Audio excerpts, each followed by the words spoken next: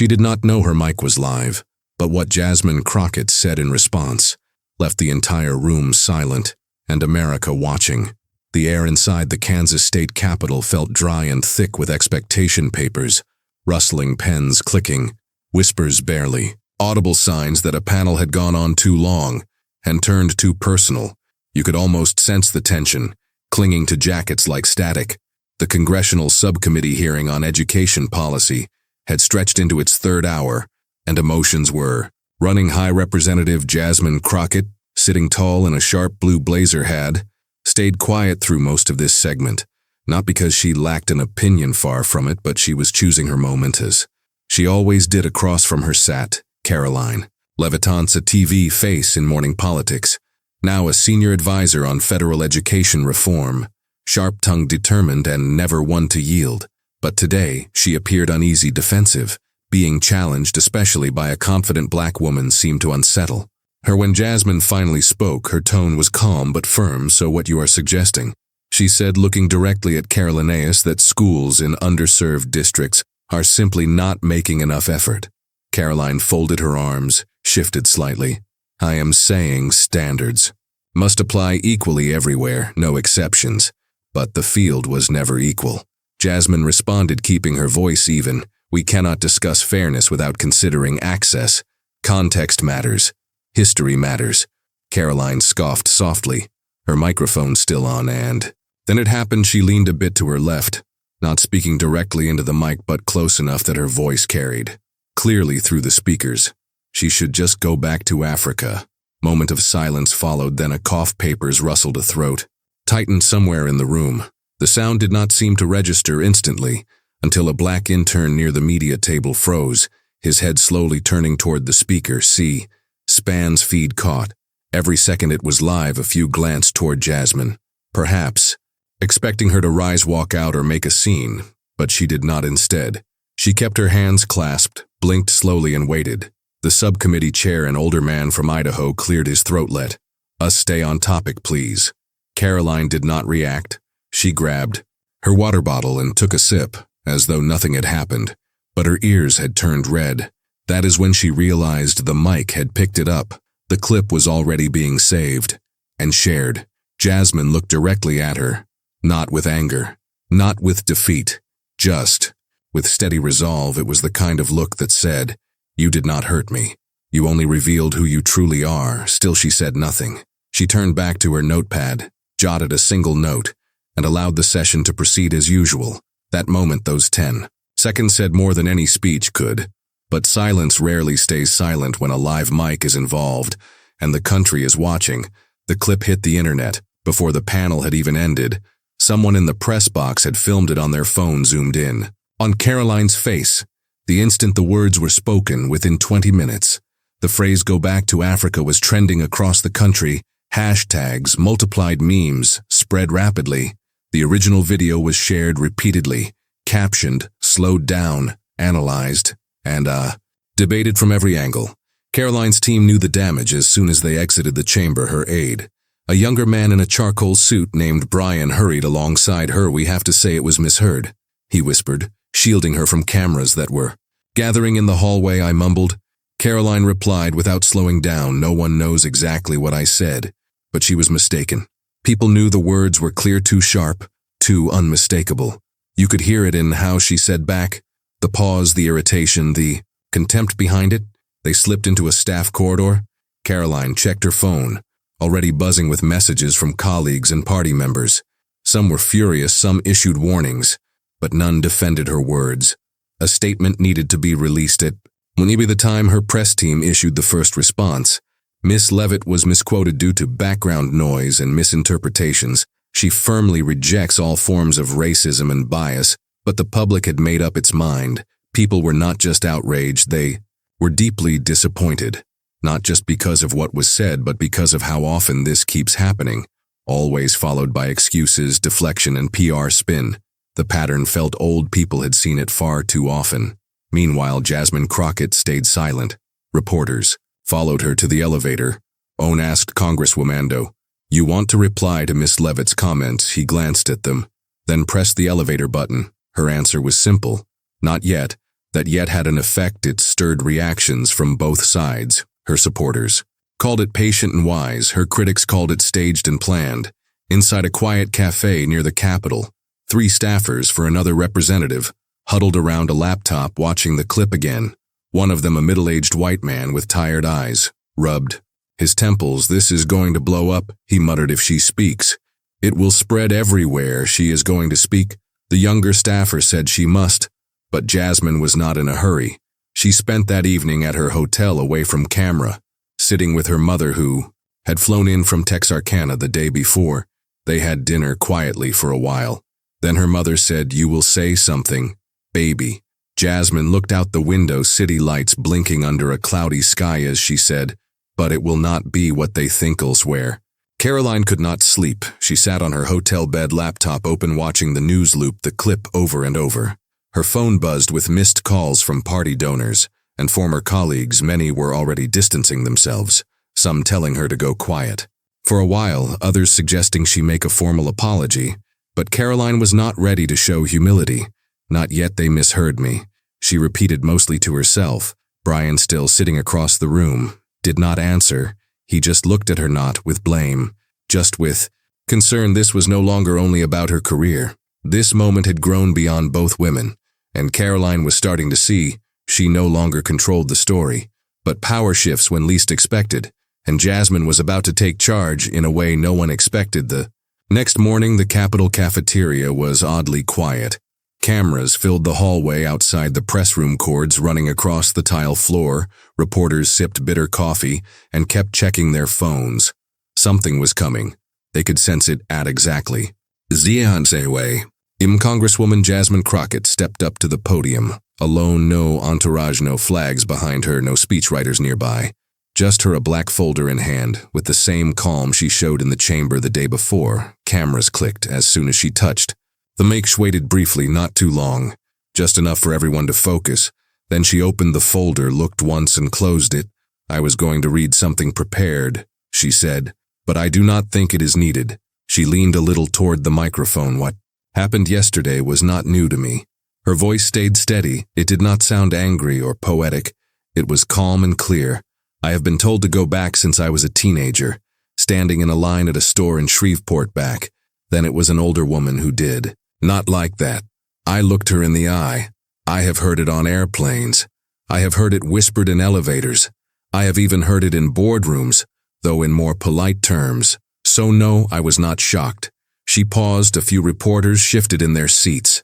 "What surprised me," she continued, "was that some people thought I should be shocked, as if it was the first time something like this had slipped out, as if this was some rare mistake. In a world built on respect, that is not the country I have known." The room stayed silent. No camera clicks now. No one interrupted.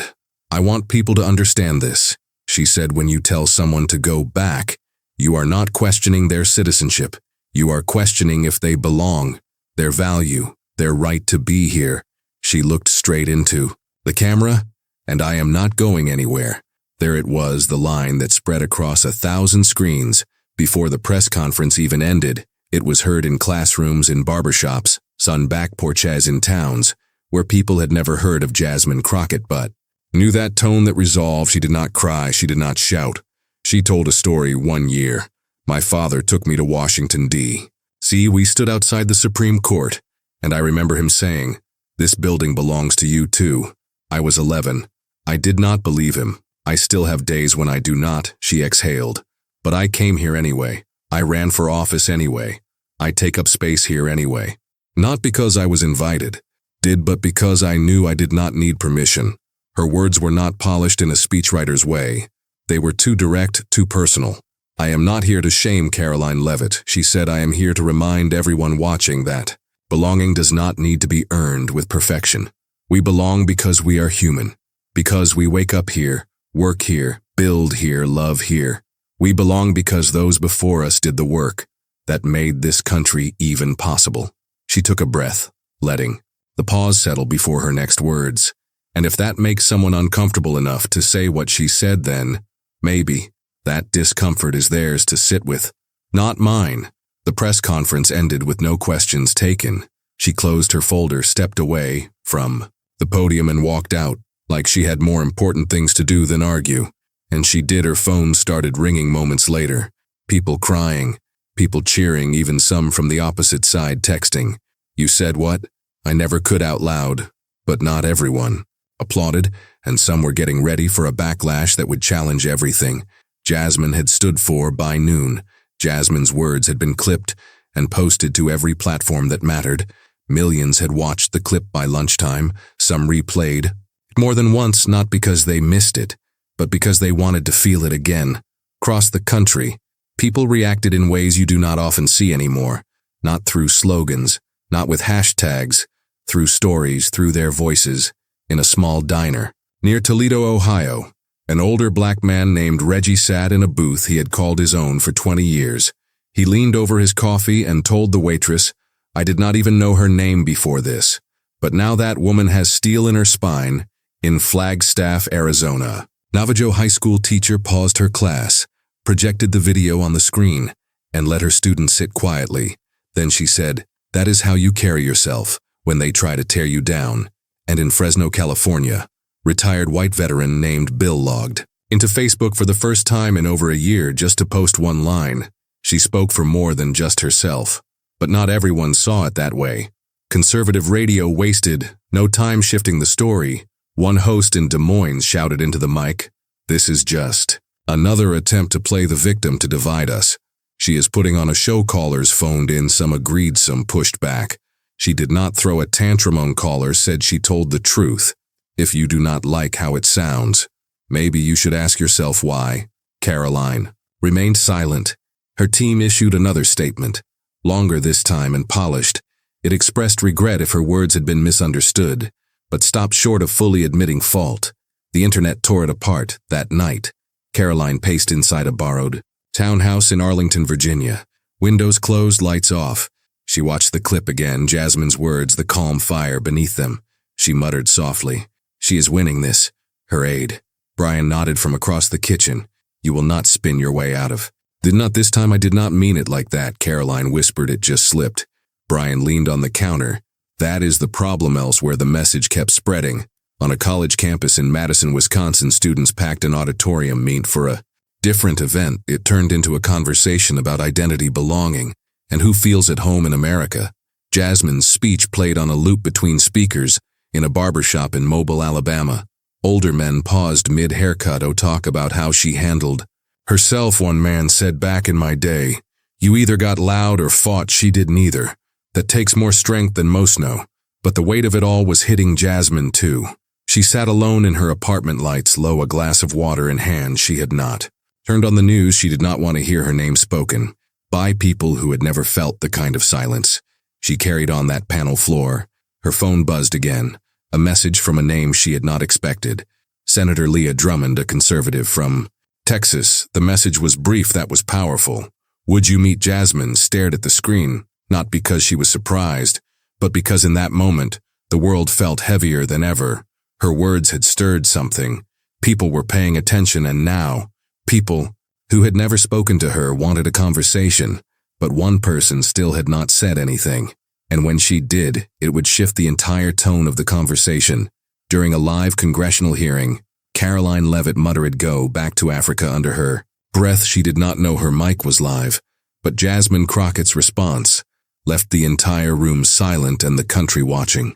The air inside the Kansas state capitol was dry and filled with tension, folded papers, clicking pens, quiet murmurs, signs of a panel that had dragged on too long and gotten too personal. You could almost feel the unease clinging to jackets like dust.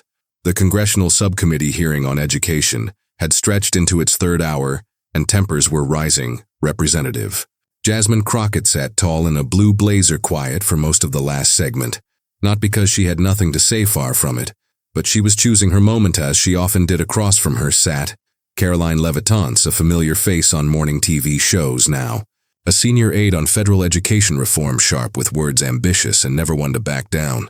But today, she looked uneasy, defensive, something about being challenged, especially by a black woman with confidence, seemed to irritate her. When Jasmine finally spoke, her tone was steady and clear.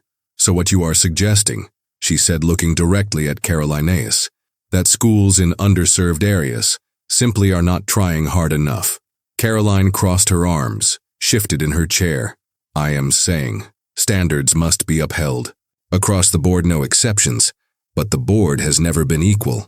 Jasmine replied calmly, we cannot discuss fairness without addressing access. Context matters. So does history. Karoline scoffed quietly. Her microphone was still on. That is when it happened. She leaned slightly left, not straight into the mic, but close enough her voice, muttered yet clear, came through the speakers. Enough to make the words unmistakable. She should just go back to Africa. A moment of silence, then a cough, shuffling papers at tight throat somewhere in the back of the room. The sound did not seem to register at first, until a black intern near the media table sat upright, his head turning slowly toward the speaker. Span's feed caught it live. It did not miss a second. A few glanced toward Jasmine as if waiting for her to stand, walk out, or say something loud, but she did not. Instead, she kept her hands folded, blinked slowly, and waited. The subcommittee chair, an older man from Idaho, cleared his throat. Let us stay on topic, please. Karoline remained still. She picked up her water bottle and sipped as if nothing had happened, but her ears turned red. That is when she realized the mic had caught her. The clip was already being clipped and captioned. Jasmine looked directly at her.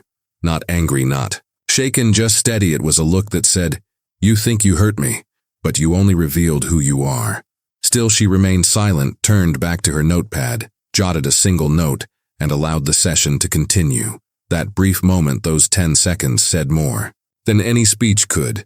But silence does not remain silent for long, not when a mic is on and the nation is listening. A week passed, but the conversation did not die down. It reached people who rarely follow politics, like truck drivers hearing the replay on their radios outside Wichita, or teens discussing it in group chats between classes in Eugene, Oregon. The moment opened a larger discussion, not only about race, but about civility, about how quickly we dismiss others, and how rare it is to witness someone remain strong without reacting in anger on local television. Roundtables sprang up, experts analyzing Jasmine's remarks, Karoline's apology, and everything between. Some called it a lesson in composure under pressure. Others said Jasmine let Karoline off too easy. One commentator on a late-night show said, there was no yelling, no drama, but somehow that made it more powerful. She did not respond with anger. She answered with truth. Still, not everyone accepted the apology. In Birmingham, a civil rights activist named Lori Price went live on social media. This is not just about words, she said. It is about the meaning behind them. An apology means nothing if the culture that shaped those words does not change. Meanwhile, inside her quiet office, Jasmine sat reading handwritten letters, hundreds of them. One caught her attention.